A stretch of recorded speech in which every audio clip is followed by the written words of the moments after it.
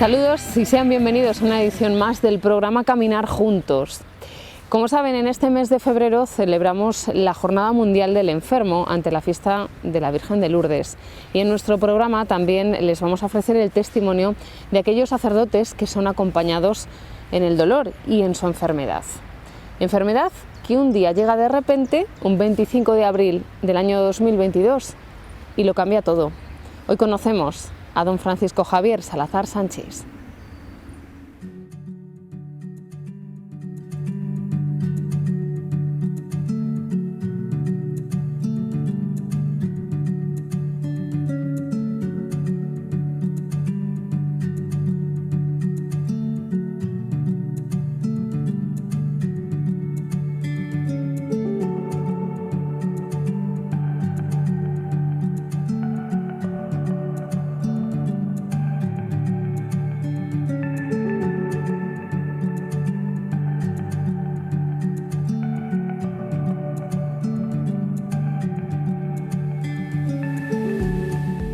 Soy Francisco Javier Salazar Sánchez, soy el mayor de 8 hermanos, nací en el 1961, el 30 de mayo, y soy párroco de los Santos Justo y Pastor y San Miguel del Alto. Y estamos aquí precisamente en este templo sí, de los Santos Justo y Pastor, y a mí me gustaría preguntarle por esta comunidad. ¿Cómo es esta comunidad? Pues una comunidad muy familiar. Es una comunidad, estamos en el casco de Toledo, muy cerca de la catedral. Y esta parroquia siempre ha estado unida, pues, a las actividades que se realizan en el casco. Es una parroquia mayor, es decir, pero muy trabajadora y muy cercana, muy familiar. Yo cuando vine no sabía realmente muy bien a lo que venía. Ciertamente yo tenía un cargo diocesano en el obispado, era el fiscal de la diócesis, y el anterior párroco, don Rafael Pastor, pues se encontraba enfermo y me trajeron para ayudarle. Y así fue como llegué desde Casarrubios del Monte aquí a Toledo, a la ciudad. Yo ya venía todos los días desde Casarrubios para atender mi cargo en el obispado de fiscal de la diócesis y defensor del vínculo y promotor de justicia. Y bueno, pues vine de párroco insólido con Rafa.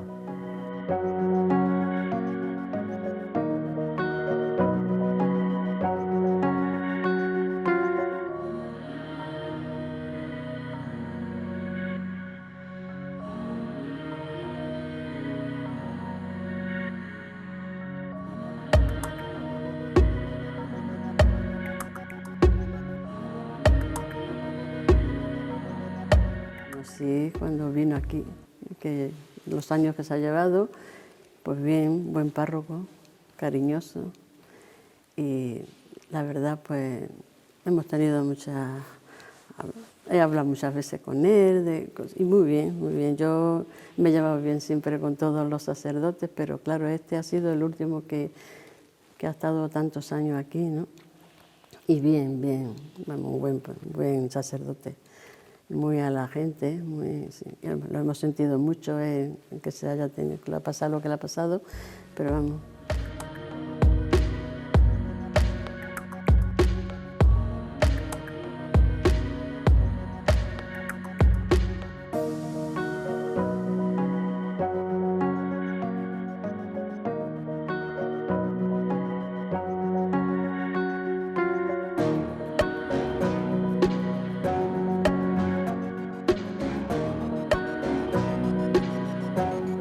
Cuando él falleció, que fue en Pascua, después del Domingo de Resurrección, pues ya el último nombramiento que firmó don Antonio Cañizares antes de marcharse a Roma fue mi nombramiento como párroco de esta comunidad. Sí. ¿Recuerda sus destinos anteriores? ¿Venía de Casarrubios? No, es decir, yo me ordené un 18 de diciembre de 1988. Mi curso, como dijo hace unas semanas Alfonso, era un curso muy numeroso. Y yo fui el primero en ordenarme de cura de mi curso, el 18 de diciembre del 88. Luego la mayoría de mis compañeros se ordenaron durante el 89. Yo me fui al servicio militar. Antes hacíamos el servicio militar y me fui a Cáceres a hacer el campamento y luego estuve destinado en Madrid. Una vez que concluí el servicio militar, fui de vicario parroquial a Illescas. Aunque realmente mi nombramiento era para San Román de los Montes, Hinojosa y Serranías Playa. Pero me encontré con don Juan Santa Cruz, que entonces era vicario de Toledo, aún no era obispo, y al decirme el nombramiento en la calle, al salir yo de la catedral, le dije que bien me lo voy a pasar con la Vespino. Y entonces él me dijo, ¿qué Vespino? Y digo, es que yo no conduzco. Es decir, tengo miedo al coche, en aquel momento tenía miedo al coche, no tengo carnet de conducir, porque un hermano mío ha fallecido en accidente de coche y no tengo carnet. Y dice, vete a Madrid. Y al día siguiente me llamó y me dice, rompe el nombramiento y vente por aquí. Entonces, cuando llegué a Toledo, me dio y dice, vas de vicario parroquial a Illescas. Y él, a donde iba a ir yo, pues fue Gonzalo Barrantes. Por tanto, mi primer destino fue en la diócesis, vicario parroquial de Illescas. Ahí estuve muy poco tiempo, aunque pareció 1000 de años, porque trabajamos muchísimo, mucho y bien, mucho y bien. Es decir, fueron unos años maravillosos en Illescas. Y de ahí pasé a Casarullo del Monte, donde estuve 12 años, capellán también, por tanto, de las monjas de Casarullo del Monte, cistercienses. Fui arcipreste de Camarena Fuensalida, no se había hecho esa división que hay actual en esa zona, y existía Camarena Fuensalida. Era una labor preciosa. Y con los sacerdotes nos veíamos todas las semanas nos reuníamos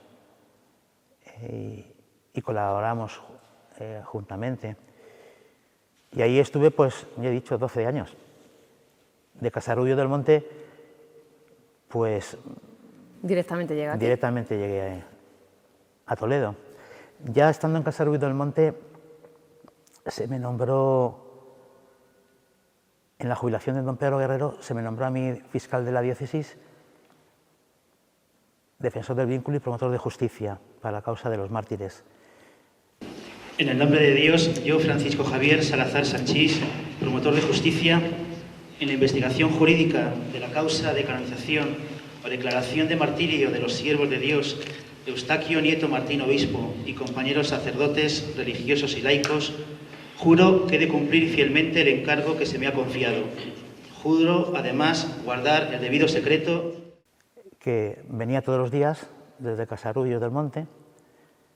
Llegué a venir con Vespino, desde Casarullos, imagínate. Pero no se llegó a sacar el carnet. Sí. Me lo saqué estudiando Derecho Canónico en Madrid con Jesús, el párroco de Corral de Almaguer. Los dos hicimos Derecho Canónico y en el primer año llevaba el coche y ya me saqué yo el carnet y el segundo año lo llevaba yo a Madrid. Y sí, vine aquí a Toledo y bueno, pues a los pocos meses de morir Rafa, bueno, el mismo día de la muerte de Rafa, estaba firmado mi nombramiento como párroco de Casarullo, de San Justo y Pastor, y San Miguel el Alto, que nunca nos podemos olvidar de San Miguel también. Y bueno, hasta que me dio el ictus. Ha estado como párroco. He estado como párroco y ahora estamos de administradores parroquiales. Es decir, está Gustavo atendiendo la parroquia y yo estoy en la casa sacerdotal.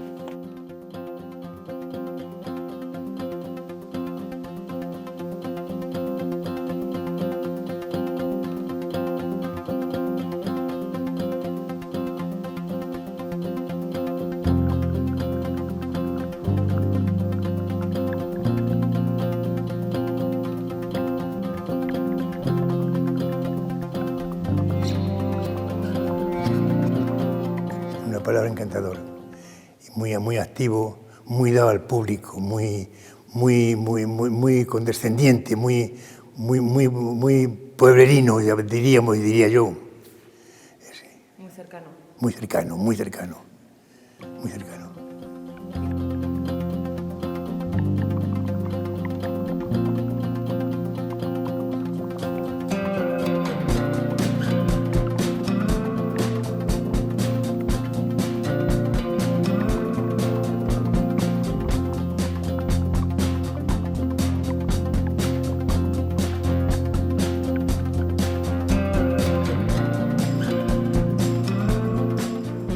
Pero viene de vez en cuando por aquí, me han contado. Sí, vengo, es decir, no tengo Un horario fijo. un horario fijo, es decir, vengo pues a hacer bautizos, a hacer bodas.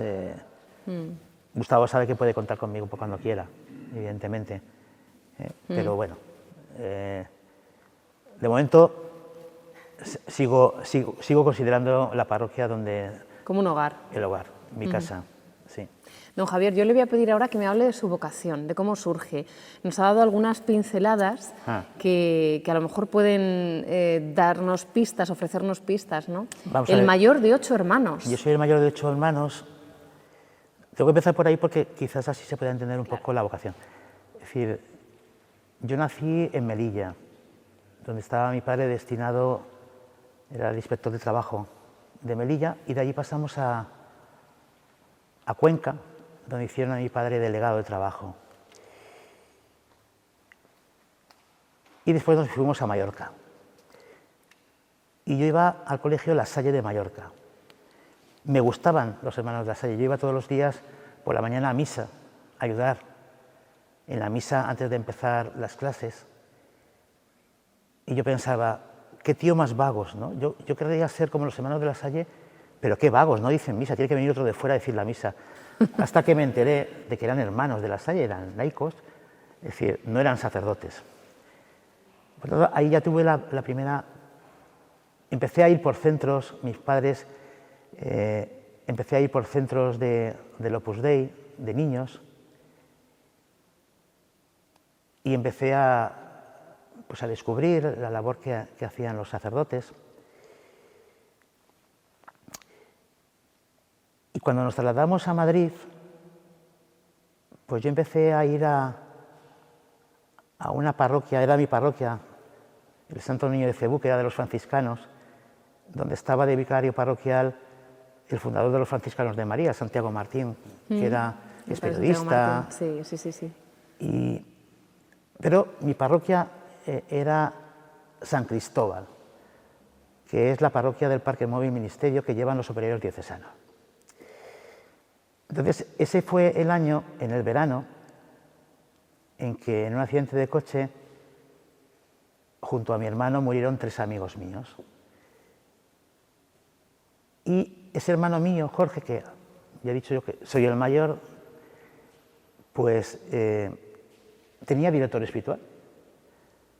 Y era don Florindo de Andrés, que era un operario diocesano y vivía ahí en San Cristóbal. Entonces, cuando llegó el comienzo de curso, pues fui a decirle a don Florindo, no esperes a mi hermano, ha fallecido, y empecé yo a dirigirme con él, con don Florindo. Al año siguiente nos dimos cuenta de que posiblemente el Señor me llamara al sacerdocio, y él me dijo, mira, yo no quería ser sacerdote en Madrid, no quería ir a formarme en el Seminario de Madrid. En aquel momento en Madrid la formación no era en el seminario, eran en casas. Sí. Eran en casas, no me gustaba eso a mí, pensaba que a mí no me iba a ayudar. Y don Florindo me dijo, mira, nosotros si quieres, entre otros sitios, estamos en Toledo, de formadores del seminario. Y dije, bueno, vine a hacer una prueba en Semana Santa, pero entonces don Marcelo, que era el obispo, pues creó el seminario de Santa Leocadia. De vocaciones tardías. De vocaciones ¿no? tardías, bueno, Denominado... no hay vocaciones tardías, hay respuestas tardías. Tardías. Es decir, éramos mayores. Es decir, había gente sin estudios universitarios, gente con estudios universitarios. Yo tenía algunos años de Derecho Civil. Y al final me dijo el rector de San Ildefonso, a don Estanislao le dio un ictus cerebral y tuvo que hacerse cargo del seminario de San Ildefonso don Santiago Martínez Aceves, que después sería arzobispo de Burgos. Y don Santiago me dijo: mira, Javier, don Marcelo ha creado Santa Leocadia por tu situación de estudios universitarios, pues tienes que ir a Santa Leocadia. Yo dije, bueno, lo que ustedes digan. Entonces yo soy de los fundadores del Seminario Santa Leocadia de Toledo. Es decir, yo estuve, cuando el Seminario Santa Leocadia compaginábamos con los sacerdotes sacerdotales, antes de que se iniciara y se terminara la nueva casa sacerdotal, sí, donde vivo ahora. Es decir, la casa sacerdotal estaba donde estuvo el seminario, en la calle San Bartolomé, el Seminario Santa Leocadia de Toledo. Por tanto, yo soy de los fundadores del Seminario Santa Leocadia. El primer rector fue Irarburu, don Demetrio, el obispo de Córdoba, era vicerrector. Salvador Cristau,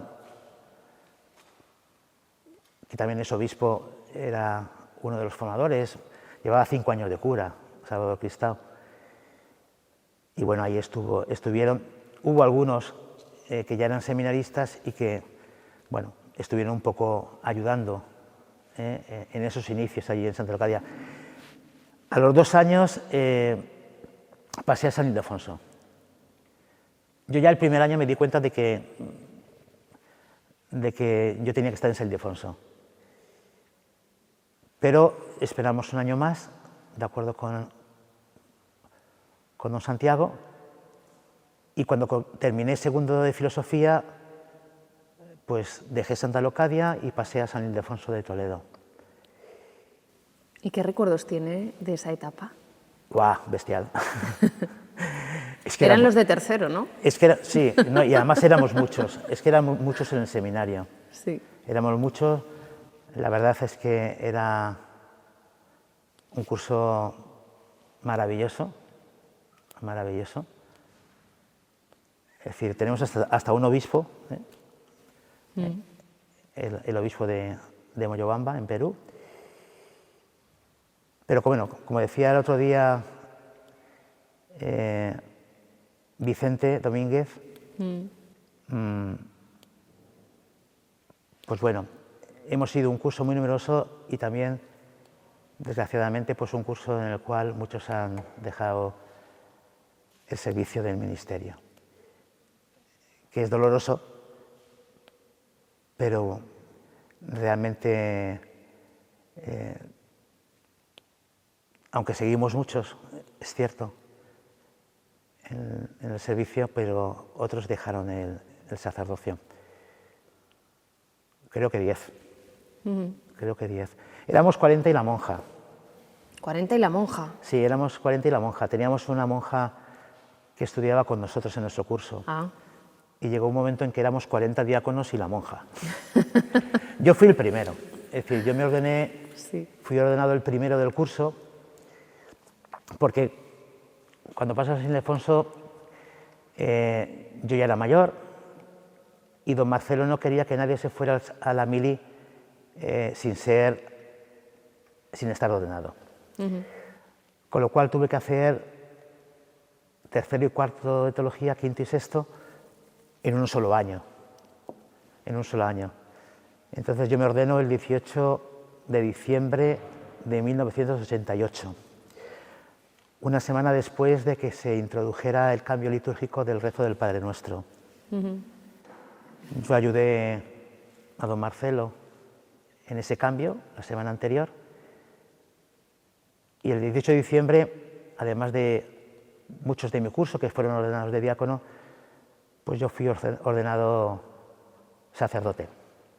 Hacía un frío en la catedral horrible, horrible. La catedral no tenía la iluminación que tiene en la actualidad. Sí. Estaba muy oscura, muy oscura. Recuerdo, fue un día precioso, me acuerdo la víspera anterior, es decir, pues la fiesta que preparaban los compañeros, la despedida. Fue muy bonito. Me acuerdo que ese día, después de la ordenación, me fui a celebrar la primera misa a San Cristóbal, a Madrid. Anda. A San Cristóbal, a Madrid. Sí. Me fui a comer con mi familia y con mis padres a Madrid, a casa. A casa. No teníamos, todavía no había empezado a celebrarse En el seminario, en las distintas zonas. Fue por una situación, lo del seminario. Don Javier, en las jornadas de pastoral que hemos celebrado recientemente, uno de los ponentes, el secretario del Dicasterio para la Doctrina de la Fe, hablaba de que bueno, pues, muchos de los desafíos a los que se enfrenta el sacerdote puede salir de ellos, vamos a decirlo de esta manera, bueno, pues de una forma más holgada o con más... la clave está en la formación inicial de los sacerdotes, ¿no? Lo repitió en diversas ocasiones, ¿no?, durante su conferencia, en esa etapa de la formación inicial de los sacerdotes. Yo la estuve escuchando, no pude asistir, pero la estuve escuchando por vuestro canal y fue una buena charla. Sí. Fue buena charla. Estuvo muy bien, pero creo que tiene toda la razón del mundo. Es decir, nosotros tuvimos una buena formación inicial. O sea, nosotros... Los operarios diocesanos llevaban bien el seminario, eso es lo primero. Es su vocación. Por cierto, hemos celebrado el pasado día 30 de enero pues, la memoria del beato Domingo Isol, fundador de los operarios diocesanos. Esa era su vocación, formar sacerdotes. Ciertamente éramos muchos. Éramos muchos. Es decir, ten en cuenta que... En un mismo curso, 40. 40. Es que el seminario, es que éramos en el mayor 200 y pico. 200 y pico. Con lo que se supone, lógicamente, para 5 formadores. Es decir, entonces, bueno... pero la formación que recibimos fue buena, fue muy buena, y eso se ha notado. ¿Y cree que eso ha sido una de las...? Sí, es decir, eso se ha notado. Es decir, nosotros creo que hemos sido unos privilegiados, muy afortunados. Es decir, nos hemos sentido muy acompañados y muy queridos. Y formamos familia, es decir, si la primera vez que llegué a la casa sacerdotal donde vivo ahora, después del ictus, don Francisco me preguntaba, Javier, ¿cómo estás? Y yo decía, bien, estoy en casa, estoy en familia. Es decir, siempre en el seminario, en nuestra época, estábamos en casa. Es decir, estábamos en familia, éramos hermanos, muy distintos, y nos lo pasábamos muy bien. Y estudiábamos mucho, tuvimos unos grandes profesores, muy buenos.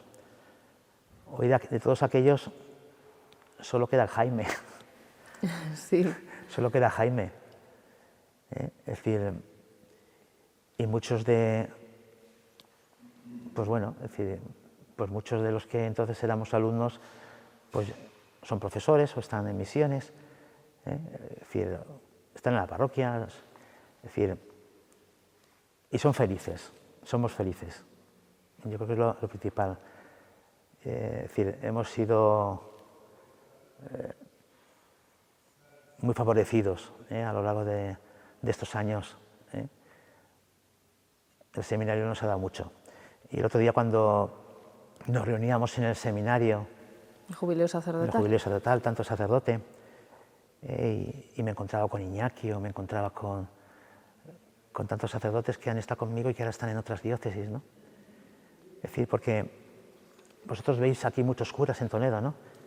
Es decir, pero ¿cuántos curas de Toledo están fuera en el mundo, ¿no? En muchísimas diócesis, ¿no? Es decir, y llevan a Toledo, es decir, no lo olvidan, la formación que han recibido, no olvidan los años de seminario, no olvidan los ratos de oración, los ratos de risa. La verdad es que... y yo creo que también ahora son felices y también reciben una gran formación, por supuesto que sí. O sea, no tengo ninguna duda. Hoy quiero, Señor, ponerlo todo en tu presencia, darme hasta gastarme contigo y por ti.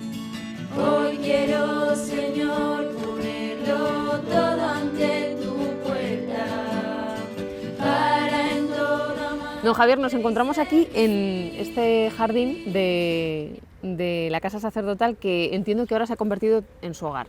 Sí, es donde resido desde que me dio el ictus y salí del hospital.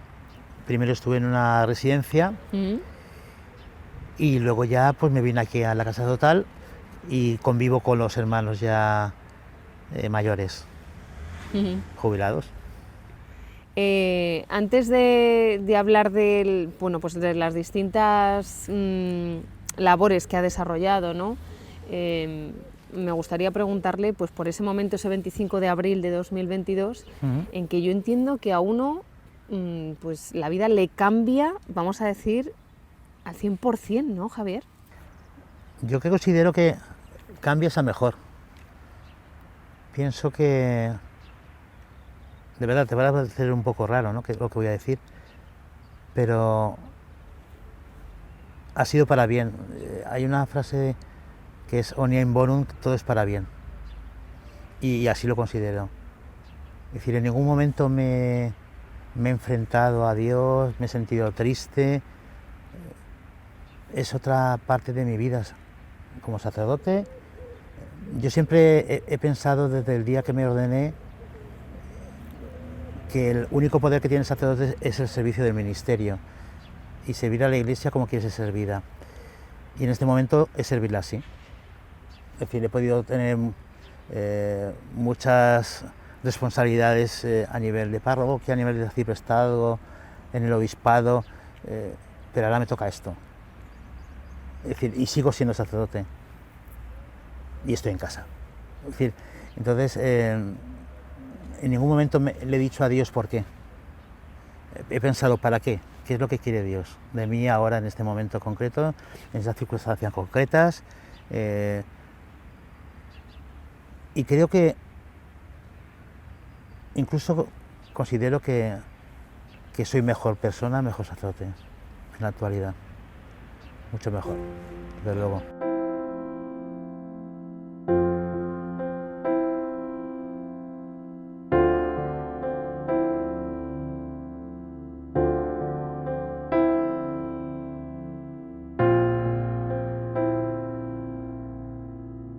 Hombre, fue una sorpresa muy grande la que tuvimos, porque estábamos entrevistados, no aparecía, y entonces fue cuando vino la policía y hubo que sacarle, saltar por el balcón, y se lo encontraron ya, pues no muerto porque estaba vivo totalmente, pero inconsciente total. Yo vivo justo debajo de la misma casa parroquial, y entonces lo vivimos muy de lleno, muy íntimos, muy íntimos. Me he dado cuenta que no puedo estar sin ti, que valga la pena, que viva tu condena, junto a María de rodillas ante ti. Una persona, un sacerdote tan activo, defensor del vínculo en el momento en que le pasa, muy ligado pues, a la vicaría judicial. acompañando muy activamente al movimiento de cursillos de cristiandad, Manos Unidas, no nos olvidamos, incluso también misionero, porque dedicaba tiempo del año a viajar a Perú. Es lo que más echo de menos, el poder ir a Moyobamba, ayudar. La primera vez que fui a Moyobamba fue 3 meses para dar clases de Derecho Parroquial y Derecho Canónico en Moyobamba, en el seminario. Ya están ordenados aquellos alumnos. Y aunque yo no era el que daba Derecho Canónico aquí en Toledo, pues bueno, el que era entonces vicario, Chema Naya, porque además como vicario era el encargado de relaciones con Moyobamba, pues me dijo de ir y fui. La verdad que tengo que reconocer, lo saben ellos y lo sabe Rafa, el obispo, que sabéis que es de mi curso, yo iba obligado, no iba con La primera vez fue obligado. Con ningunas ganas. Y luego ya las otras veces he ido porque he querido y me he inventado 1000 y unos motivos para ir. Es decir, he ido a dar ejercicios espirituales a Lima, a 2 comunidades religiosas, y no son ejercicios de 4 días, son ejercicios de 11 días, que al final no sabes con qué charla que terminar. Y cuando piensas que has terminado, te dicen que aún te queda alguna más. Y dice, ¿ya la que le digo? Después de 11 días predicando, 5 meditaciones diarias. Sí, la verdad es que hablabas de la actividad. Yo sigo siendo igual de activo. Sigo teniendo lo mismo, pero ya lo tomo con más tranquilidad. ¿Te permite saborearlo? Sí, es decir, y me dicen que también que hablo distinto, que soy más dulce al hablar y más dulce al escuchar, y al aconsejar, y en la dirección, y en la confesión. Pero sigo siendo el viceconsiliario de cursillos, sigo siendo conciliario con Pablo Sierra de Manos Unidas, sigo estando en la Hermandad del Rocío, de viceconsiliario con Juan Alberto y con Pedro Mancheño, sigo estando en las Angustias, en los Remedios, es decir, bueno, pues sigo haciendo lo que puedo en cada momento, claro. No he tenido, me sorprende, ningún momento de oscuridad, bueno, pues de preguntar, bueno, pues yo podría estar haciendo esto, yo podría estar viajando, yo podría estar... No. ¿Por qué? No lo sé. No lo sé. No, es decir, desde el primer momento. ¿De dónde saca la fuerza? De él. Es decir, de él a través de ella. Es decir, yo siempre he sido... Me ordené un 18 de diciembre, es una fiesta mariana. Y me da mucha esperanza, ¿no? La Virgen de la Esperanza, la Virgen del Lao. Siempre ella ha estado en mi vida, pero ella siempre me ha llevado a él. Y él es el centro. Es él el que te da la fuerza. Entiendo que también la oración... Y la oración... De los demás, en este caso. He tenido mucha gente rezando por mí. Porque lo sé. Eso le iba a decir, ¿no? Lo sé, es decir... En esos días en que usted estaba quizá un poco más crítico en el hospital, pues bueno, se generó un movimiento de oración. Sí, con el tiempo, pasado el tiempo, escuché los mensajes de mi hermana Elena, que era la que os comunicaba. Sí, la conocimos y sufrimos con ella todo mi estado de salud. El proceso. Hay un momento concreto en el cual mi hermana está 3 días sin decir nada. Es el día de mi recuperación. O sea, la verdad es que los médicos... ¿Usted era consciente? No, hicieron lo que pudieron hasta donde pudieron. Pero en una de las ocasiones mi hermana va al hospital a verme y la médica quiere decirle algo. Y al ver la cara de la médica, estaba también un sacerdote, Juan Alberto, y le dice: Juan Alberto, ven para acá, acompáñame. Y entonces la médico le dice que si me recupero, que es muy difícil que me recupere, voy a quedar encamado y dependiente completamente. Entonces Juan Alberto dice: rezaremos. Entonces ella dijo: ustedes hagan lo que quieran. Y dijo Juan Alberto: rezaremos. Es a los 5 minutos de esa conversación cuando yo recupero la conciencia y empieza la recuperación. Por eso mi hermana está 3 días sin comunicar nada. Porque no sabe... No, porque estuvo tan ocupada en ese momento decir, que no pudo decir pues que me había recuperado. Entonces lo que me ha quedado es pues la visión de foco, únicamente, exclusivamente. Eso le iba a preguntar, ¿en qué medida le ha cambiado la vida? Bueno, pues ser dependiente en muchos sentidos, el no poder conducir, el tener que llevar bastón, porque camino muy deprisa y si no me puedo matar a caminar, porque la visión que tengo, claro, enfoco y veo lo que veo, pero no veo lo de los lados, ya, ni veo lo de abajo. Entonces, bueno, estoy bien, estoy muy bien, gracias a Dios, sí. Continúo con los cargos que tenía, sigo siendo el fiscal de la diócesis, sigo siendo el promotor de justicia de la causa de los mártires y sigo siendo defensor del vínculo en las nulidades matrimoniales. Sigo siendo de las hermandades, de Manos Unidas, de Cursillos de Cristiandad, que son como otra familia mía. En Cursillos de Cristiandad, pues es otra familia. Es decir, ten en cuenta que yo hago Cursillos de Cristiandad en el año 89, 90. Al terminar el servicio militar e ir a Illescas, me hacen hacer el Cursillo de Cristiandad porque había un grupo de cursillistas en Illescas, y al irse Gonzalo Mazarrasa, que era el que se encargaba de ellos, pues tenía que encargarme yo y tenía que ser yo cursillista para encargarme de ellos, ¿no? Y entonces hice Cursillo de Cristiandad aquí en esta casa, en esta casa de ejercicios. ¿En la casa de ejercicios? Sí, la hice en el año 91. Y desde entonces, atendiendo a las utrellas y yendo a cursillos,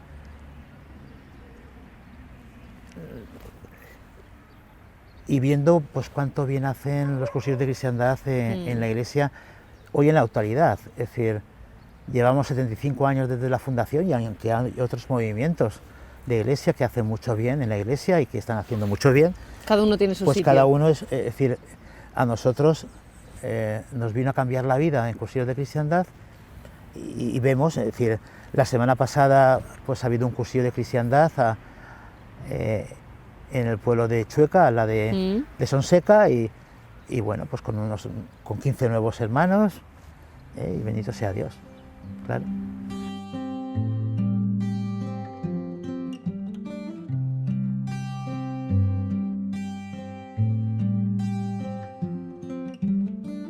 Me he hecho tantas preguntas. Pues a Javier le conozco en Cursillos de Cristiandad. Yo acababa de hacer un cursillo y él acababa de terminar otro. Y bueno, la verdad es que desde entonces no nos hemos dejado de ver. Él estuvo en este cursillo, salió con un apodo, con el apodo de Donja. Le querían muchísimo y le quiere la gente muchísimo. Y bueno, pues la verdad es que hemos compartido cursillos, hemos compartido ultrellas y hemos compartido también hospital. Yo en el peor momento de mi vida él estuvo a verme. Y en el peor momento de su vida yo estuve viéndole, pues este famoso ictus que nos puso en vilo a todos y que bueno, que sufrimos mucho por él y que bueno, que ha habido un antes y un después. Estoy aquí, en este viento estoy aquí, soy este trozo de pan. Estoy aquí, en tu lamento, estoy aquí, en este... Y siguen de colores. También, bueno, ha sido es conciliario, viceconciliario de Manos Unidas, también, ese aspecto de caridad, ¿no? Sí, tenemos la jornada, ¿Mm? es decir, el domingo tendremos la misa en la catedral a las 12.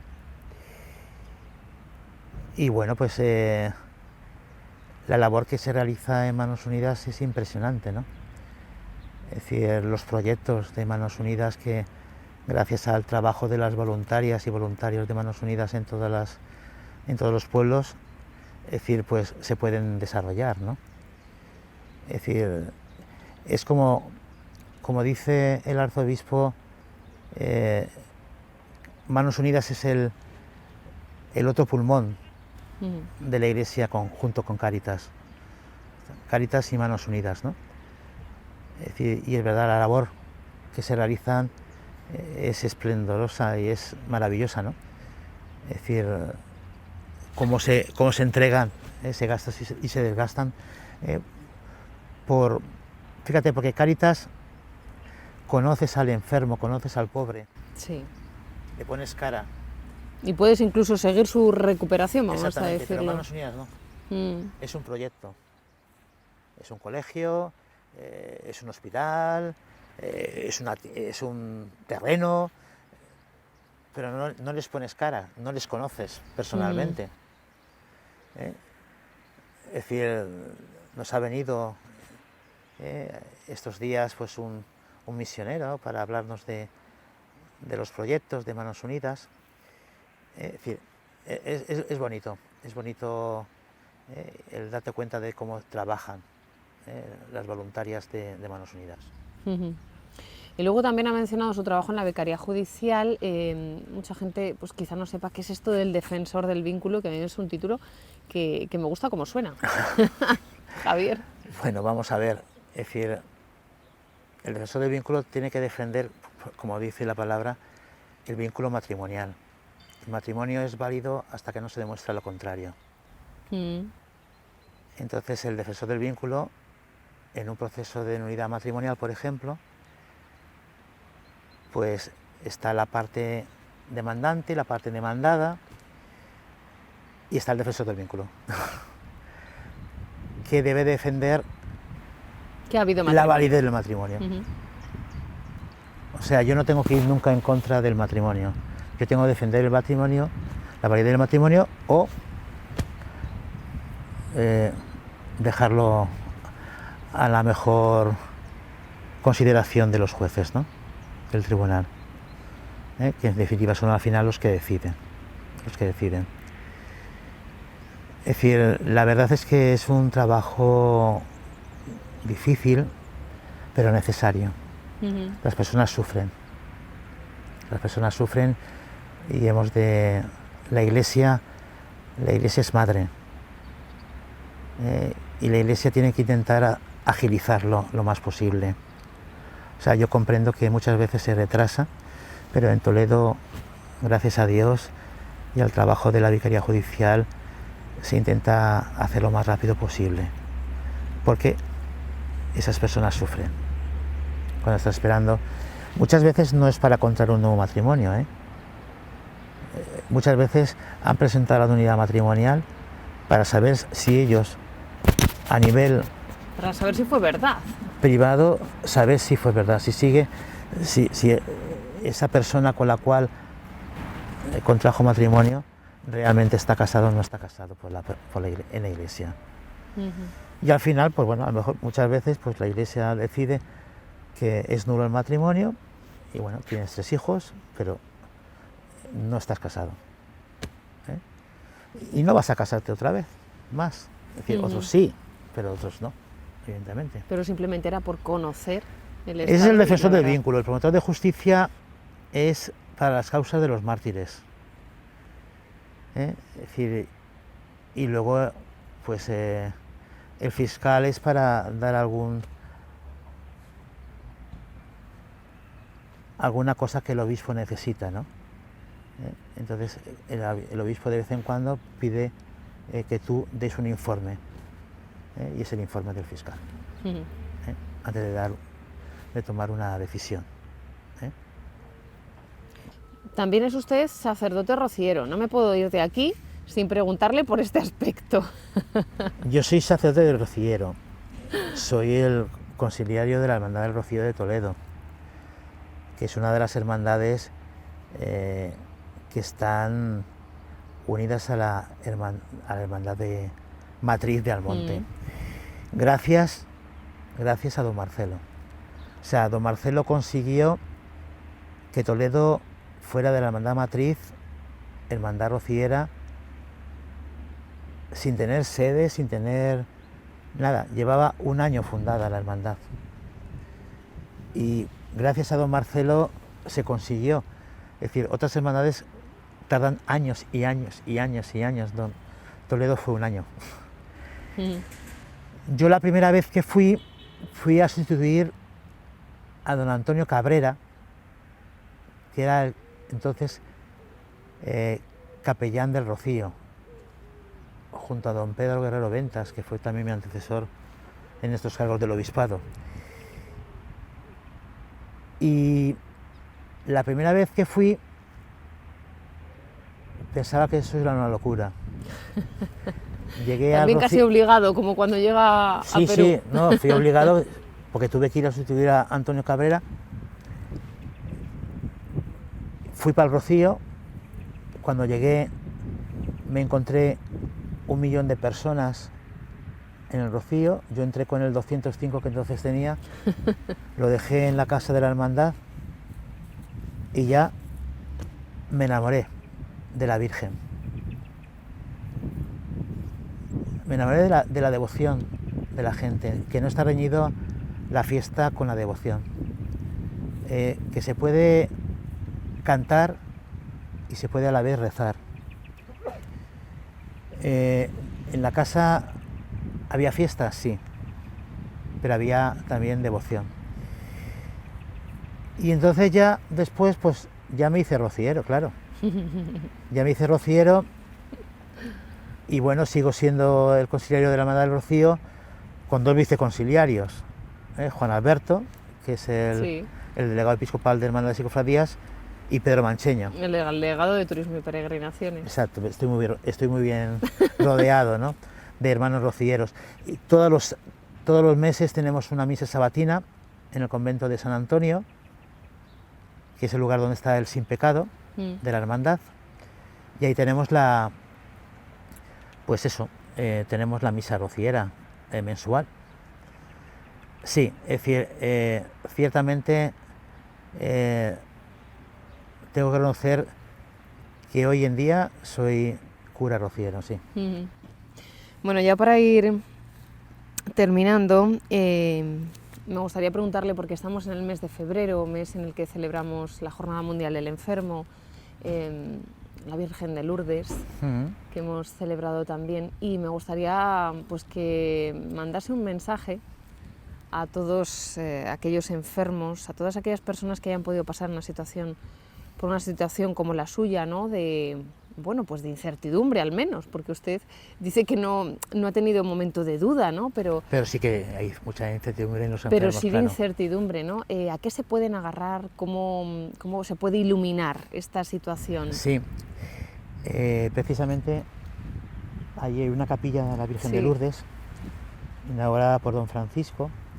Viene en la hospitalidad de la Virgen de Lourdes. Jesús es el conciliario de la hermandad, de la Virgen de Lourdes, de los viajes. Otro sacerdote de mi curso, que era el anterior, Jesús Jiménez, siempre ha estado en Lourdes, desde que era seminarista, siempre yendo a Lourdes. No dejéis de acudir a la Virgen, ¿no? Allí es un per María, a Jesús por María. Es decir, siempre acabaremos en Jesús, pero a través de ella, de la Virgen, ¿no?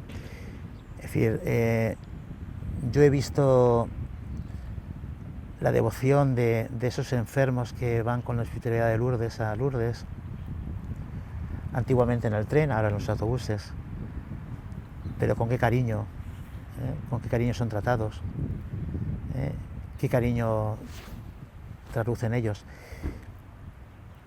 ¿Qué le diría a un enfermo? No estéis solos. Es decir, a veces uno puede pensar que está solo, no estamos solos. Es decir, yo me he sentido muy acompañado, y siempre en los enfermos veo el acompañamiento de una familia, la familia de los hijos de Dios de la Iglesia. Es decir, a veces la familia de sangre, es cierto, pero siempre la familia espiritual, el movimiento, la parroquia, es decir, que acudan, que se agarren fuerte de la mano de María, y ella les llevará a Jesús. Que sepan ofrecer la enfermedad, por ellos y por los demás, por ellos y por los demás. Es decir, llega un momento en que uno tiene que darse cuenta de que sigue siendo el mismo en las situaciones diferentes, y que es precioso. O sea, es muy bonito el sentirte hijo de la Iglesia en esta situación, y que no eres alguien al cual se te aparta. Por eso yo quiero terminar con lo que siempre don Francisco me ha dicho cada vez que me ha visto. Es decir, estás en casa. Estás en casa.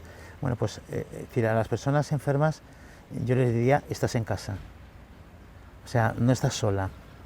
O sea, puedes acudir a cada uno de nosotros y no te sentirás solo. O sea, nos salvamos en racimo, y no estamos solos.